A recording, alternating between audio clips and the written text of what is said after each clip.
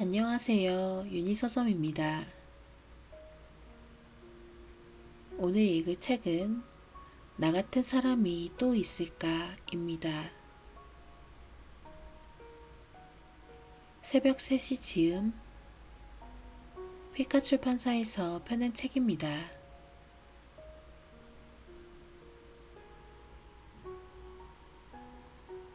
싫은 날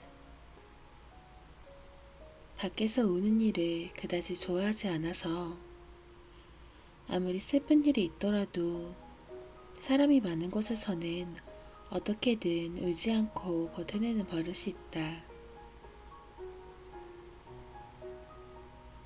굳이 울지 않으려는 표면적인 이유를 말해보자면 그냥 남들이 내가 우는 모습을 보는 게 싫었으니까. 하지만 조금 더 깊은 곳에 있는 이유를 들춰보자면 나 자신이 누군가에게 약해 보이는 게 싫었던 것 같다.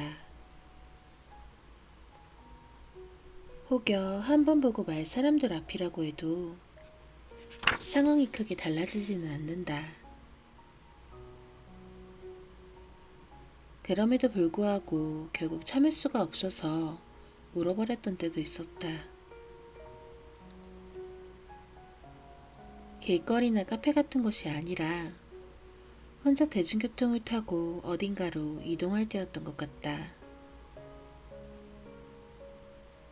서로 아무런 관심도 없고 오히려 누군가와 살을 부대끼고 있다는 불편함만 가득한 그곳에서 나는 뭐가 그렇게도 서러웠을까?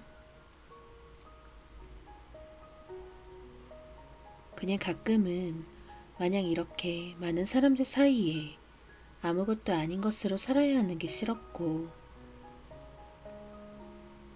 이렇게 마음속에 속상함과 화가 가득한데 향하고 있는 곳이 고작 집이라는 사실이 싫었고 별것도 아닌 일 때문에 이렇게까지 힘들어하는 내가 싫었고 그 와중에 뭐가 그렇게 행복하다고 큰 소리로 깔깔거리며 통화하고 있는 이름 모를 사람도 싫었다. 이렇게 하나둘씩 싫어하다 보면 끝도 없이 싫은 것들을 늘어놓고 있는 나 자신이 제일 싫어진다. 내일이 되면 또 아무 일 없었던 듯 살아갈 것을 모르는 것도 아니면서 왜 또 이러니? 지겹지도 않니, 정말. 그런데 어느 순간 이런 생각이 들었다. 나에게도 마냥 싫은 날이라는 게 있을 수 있는데 왜 나는 그러면 안 된다고 단정 지었을까? 힘들면 좀 울어버릴 수도 있고 괜히 누구한테 화풀이하고 싶을 수도 있는데 왜 나는 나한테만 그렇게 못시게 구는 걸까? 조금만 생각을 다르게 해도 확연히 다른 인생을 살 수 있다는 걸 누구나 알고 있지만 정작 실천하는 사람은 몇 없다.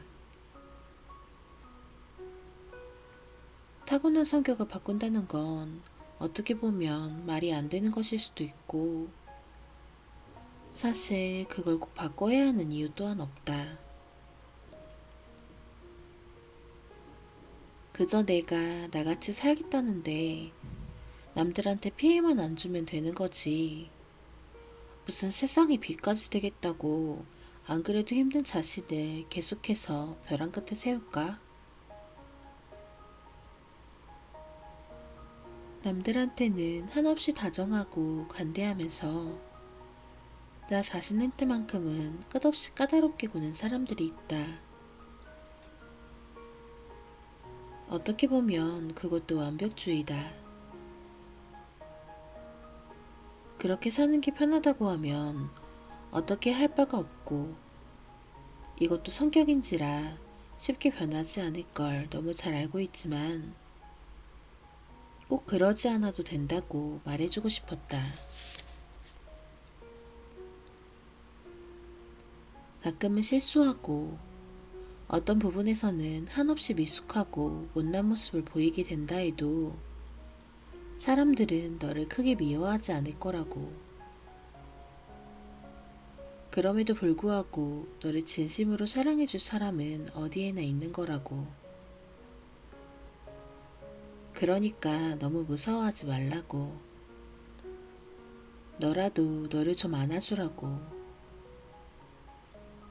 오늘의 나에게, 그날의 너에게 몇 번이고 손 꼭 붙잡고 부탁하고 싶은 말.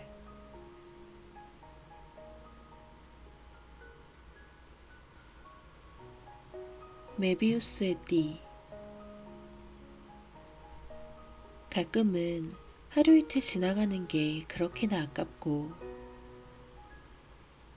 그러다가도 가끔은 그냥 하루라도 빨리 지나가 버렸으면 싶다.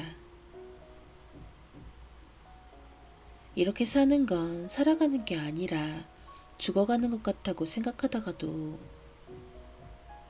그래도 이렇게라도 사는 게 어디인가 싶다. 인생은 매일이 모순덩어리이고 나는 이런 날을 미워하다가도 사랑한다.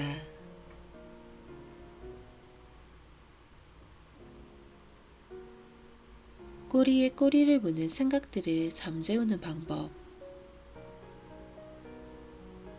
생각이 많은 게 병이라고 생각할 정도로 수도 없이 밀려오는 생각들 때문에 잠 못 드는 새벽이 꽤나 잦았다.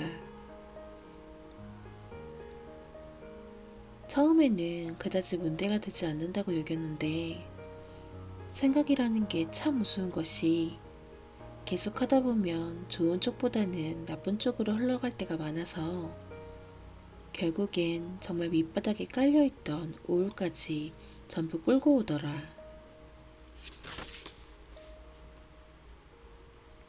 어떤 밤에는 내가 정말 아무것도 할 수 없는 무능력한 사람이 되어 있었고, 또 어떤 새벽에는 그 사람이 나를 사랑하지 않는다는 생각을 아침까지 반복한 적도 있었다.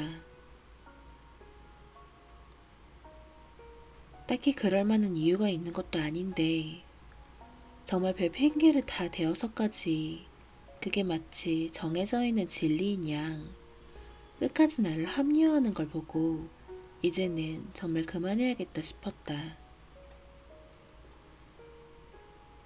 그 이후로는 꽤 여러 가지 시도를 해봤었다. 그냥 잠들어야 생각을 그만할까 싶어서 수면제도 먹어봤고, 잠들 때까지 노래도 틀어봤고, 숙면에 좋다는 향초도 켜놓았었는데 이런 것들은 다 소용이 없었다. 우울한 생각을 끊어내는 가장 좋은 방법은 오히려 다른 생각을 꺼내오는 거였다. 굳이 행복한 생각을 꺼내오는 게 아니라 누가 들으면 웃을 만큼 단순한 생각 같은 거. 그래서 상자 접는 생각을 했다. 머릿속에다가 커다란 상자 하나를 펼쳐놓고 마치 단순 노동을 하는 것처럼 상자를 접고 그 안에 생각을 넣어버린다는 상상을 해가면서 마지막으로 뚜껑까지 딱 닫아버리고 나면 조금은 마음이 편안해지는 것 같았다.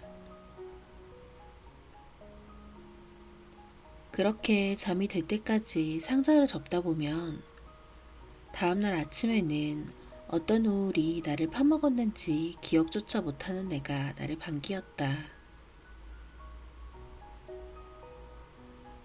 모든 사람은 다들 저마다 다른 각자의 우울을 가지고 있고 나 역시 그 부분을 있는 그대로 사랑하는 사람 중 하나지만 언제라도 그 생각이 나를 삼켜버린다는 자각을 하게 되거든 속는 셈 치고 마음속으로 상자 하나를 접어보기를 바란다. 혹시 아나?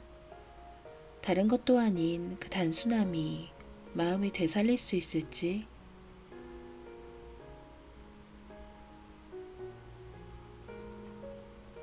혼자서도 행복하세요. 사람은 분명 혼자서만 살아갈 수는 없지만 혼자서도 잘 살 수 있는 방법은 있습니다. 다른 사람이 하는 말만 귀담아 듣지 말고 나 자신이 지금 어떤 말을 하고 싶어 하는지를 자주 들어주세요. 사랑 없이 나 혼자도 잘 살 수 있을 것 같을 때, 일생을 맡길 수 있을 만한 사람을 만나게 됩니다. 이쯤 되면 혼자서도 잘 해낼 수 있을 것 같을 때, 그 일을 더 빛나게 만들어줄 인연을 만나게 됩니다. 내가 어딘가에 온전하게 서 있으면 그 자리에는 나를 원하는 누군가가 함께하게 되어 있어요. 중요한 건 우리 모두가 두 발을 땅에 딛고 단단하게 서 있어야 한다는 겁니다. 한 걸음씩 걸음마를 배워가는 아기처럼 처음에는 분명 힘들겠지만 계속 시도하다 보면 언젠가 알게 될 거예요. 내가 나의 두 발로 인생의 길을 걸어가고 있음을. 그 길에서 누군가에게 엎혀있지도 누군가를 업고 가지도 마세요. 두 손을 맞잡고 함께 걸어갈 수 있는 길을 가세요. 그렇게 우리 혼자서도 꼭 행복합시다.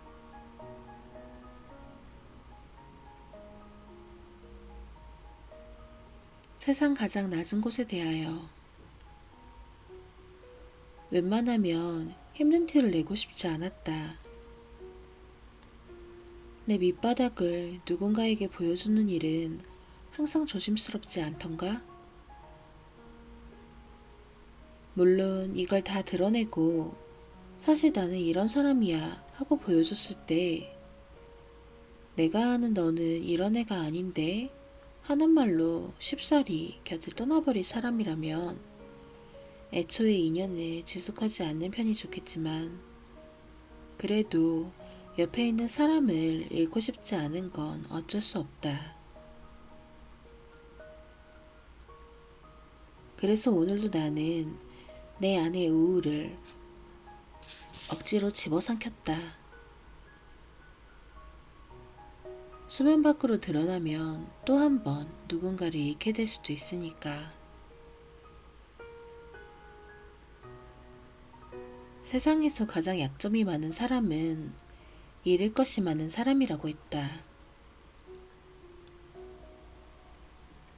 지금 내게는 상처투성이 2선밖에 남지 않았다. 무언가를 잃지 않겠다는 욕심으로 이미 아프기만 한 소나기를 악착같이 움켜쥐고 있었다는 증거다. 애초에 내 손안에는 아무것도 쥐어져 있지 않았는지도 모른다. 그럼에도 나는 이미 없는 것이 또 떠날까봐 두려워했고 어떤 것도 얻을 수 없을까 불안해하며 아까운 시간을 하염없이 소비해왔다. 행복은 사실 멀리 있는 것이 아니라더라. 내가 아무것도 가지려 하지 않고 나의 두 손바닥부터 챙겼더라면 이토록 깊게 새겨져 있는 흉터가 조금 더 빨리 아물 수 있었을까? 인생을 살면서 무엇을 가장 우선순위로 두어야 하는지 깨닫기는 너무도 어렵다. 어쩌면 죽을 때까지 알지 못할 수도 있고 어떤 이의 우선순위는 또 다른 이의 마음을 아프게 할 수 있다. 그럼에도 이것만은 어쩔 수 없이 정해두어야 한다. 그래야 내가 어떤 사람인지 알 수 있으니까. 그래서 나는 그 가치를 찾기 위해 빛 하나 들어오지 않는 감정의 밑바닥에서 며칠을 더 헤맬 생각이다. 남들 눈에 아프고 미련해만 보이는 여행이 훗날 나의 단단한 뿌리가 되어주기를 진심으로 바란다. 그리고 나와 같은 여행을 하고 있는 세상 가장 낮은 곳의 동지들에게 소소한 위로와 응원을. 그래도 알고 있잖아요.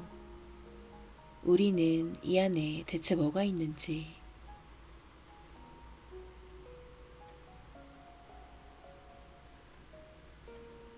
시간만으로 안 되는 것도 있어요.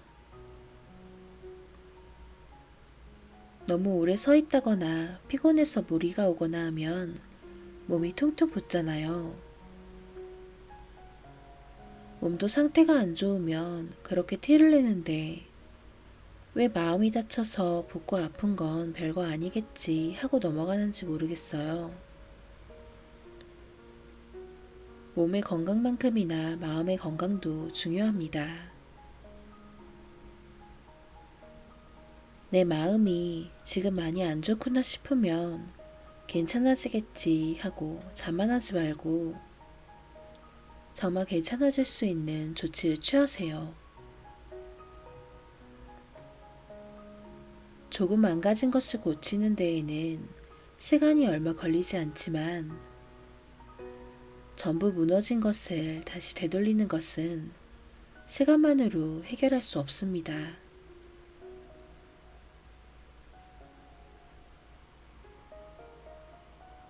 태어나 주어서 고마워. 나이가 들면 들수록 생일을 잊고 지나가는 경우가 많아진다고 한다. 학창시절에는 생일 파티라는 게 선택이 아니라 필수라고 생각했고, 몇 년 전까지만 해도 생일을 행복하게 보내지 못하면 정말 큰일이라도 나는 것 같았는데, 이제는 점점 그날의 의미가 내게도 덜해지고 있다는 생각이 든다. 막상 그렇게 생각하고 나니 꽤 슬프더라. 물론 생일을 중요하게 생각하는 것과 내가 나를 사랑하는 정도가 비례한다고는 볼 수 없다. 그날 정도는 쿨하게 넘어갈 수 있는 게 아닌가? 하고 생각하는 사람도 많을 테니까. 그래도 1년 중에 단 하루, 적어도 내가 태어난 날 하루만큼은 다른 사람이 아니라 오직 나만을 위한 시간을 가질 수 있었으면 좋겠다. 거창한 생일 파티를 한다거나 값비싼 선물 같은 걸 사자는 게 아니라 그저 소소하게 새해 첫날 했던 다짐들을 다시 돌아본다거나 유난히 좋아하는 영화를 돌려보는 시간을 가져도 좋겠다. 혹여 하루 종일 일에 치여 몸도 마음도 지쳐버린 채 집에 돌아가 맥주 한 캔 정도를 할 시간밖에 남지 않았다면 아주 잠시라도 좋으니 나에게 태어나주어 고맙다고. 1년이라는 시간 동안 자주 울었어도 잘 버텨주어 고맙다고. 이번에도 잘 부탁한다고. 그렇게 스스로를 다독이는 시간을 보내고 나면 적어도 괜히 태어났다는 생각은 하지 않게 되지 않을까 해서.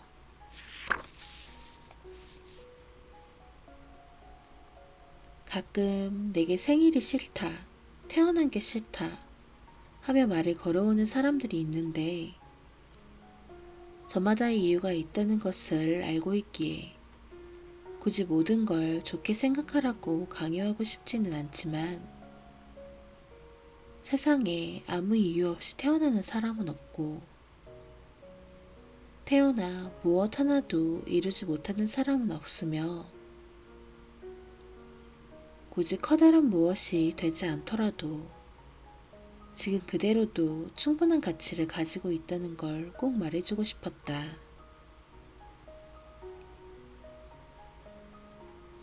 누구에게도 축하받지 못했다면 생일 때마다 이 페이지를 펼쳐보기를 바란다. 365일 하루도 빠짐없이 온전한 오늘을 맞은 당신의 탄생을 진심으로 축하하고 있을 테니 생일 축하해. 태어나 주어서 정말 고마워.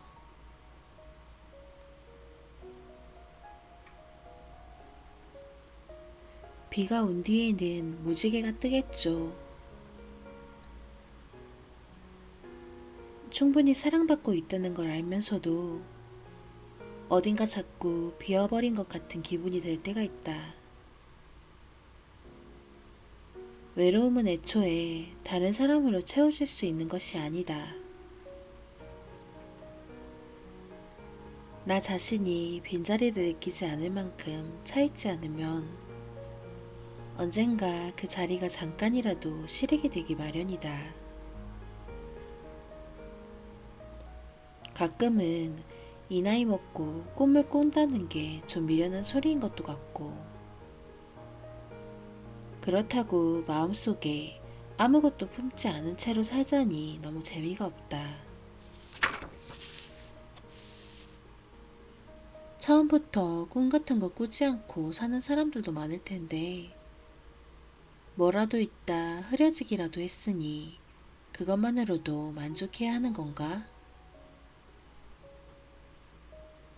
처절하게 달려 흐릿하게라도 그려져 있는 밑바탕이 그나마 나를 이렇게라도 살 수 있도록 만들었음을 알고 있다. 남한테 미움받는 것 따위는 이제 아무렇지도 않다. 단지 내가 나를 미워하게 되는 것이 싫다. 막연하게라도 기대하게 되는 것이 생겼으면 좋겠다. 이를테면 백인 하늘의 무지개 같은 것. 그래도 무지개는 가끔 보았으니까 아직 한 번도 본 적 없는 별똥별 같은 것이면 좋겠다. 대낮에 하늘 가득 쏟아지는 별똥별을 바라보며 소원을 빌겠다는 실언을 엉엉거리면서 세상 일은 진짜 아무도 모르는 건데 내 인생은 네가 어쩜 그렇게 잘 아냐고 웃어대고 싶다. 아무것도 모르는 채로 태어난 것이 우리가 가진 가장 큰 축복이 아니냐고. 나에게 딱 적당한 것. 누군가 내게 이 세상에서 가장 두려워하는 사람이 누구냐고 묻는다면 나는 주저없이 바로 나라고 대답할 것이다. 어느 순간부터인가 나를 올가매는 올가미는 다른 사람의 손이 아니라 내 손으로 만들어져 있었다. 얼마나 견고한지 도무지 벗어날 틈을 찾아볼 수가 없었다. 게으르고 나태한 하루를 보내면서도 머리 한쪽으로는 이렇게 살아서는 안 된다는 생각을 놓지 못한다. 원래 그래야 하는 게 맞는 거 아닌가? 하고 생각한다면 그 말도 틀린 말은 아니지만 몸이 쉬고 있어도 정신이 쉬지 못하면 완벽한 휴식이라고 보기 어렵다. 정말 모든 것은 적당한 것이 좋다. 적당한 거리를 유지하고 적당한 선을 지키면서 적당한 템포를 찾아내는 것. 과하면 탈이 나고 부족하면 이루는 것이 없다. 나에게 딱 적당한 정도를 찾아내어 내가 곧해여 아프지 않게 하는 것. 대체 언제쯤 되어야 나는 나 자신을 괴롭히지 않을까?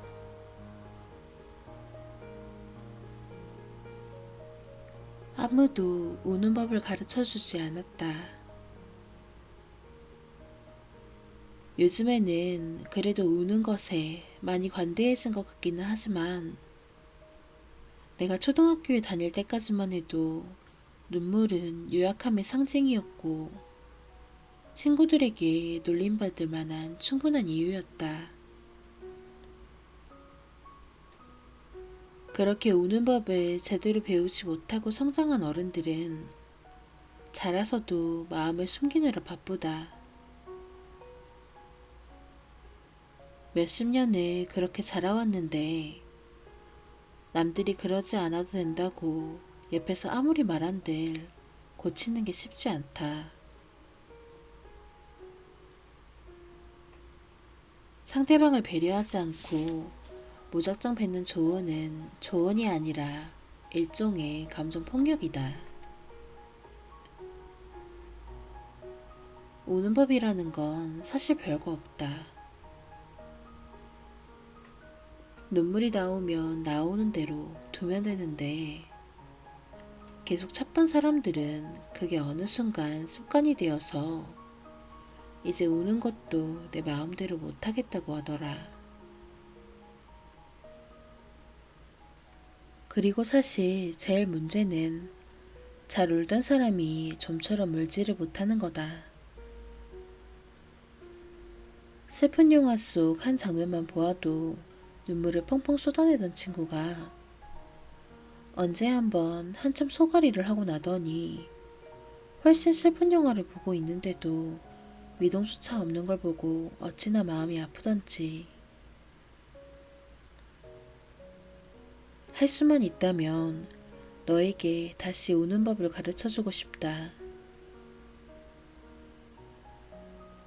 한참이나 껴안고 몇 번이고 따뜻하게 등을 쓸어주면서 가고 싶다는 곳에 같이 가서 좋아하는 음식을 같이 먹고 좋아하는 음악을 같이 들으면서 방금까지 깔깔거리며 웃고 있었으면서 뜬금없이 눈물이 터져서는 내가 무슨 말을 하든 아랑곳하지 않고 한참을 엉엉 울어버린다고 해도 그냥 다 잘했다고 해줄 수 있으니까. 네가 그렇게 조금이나마 편안해질 수 있었으면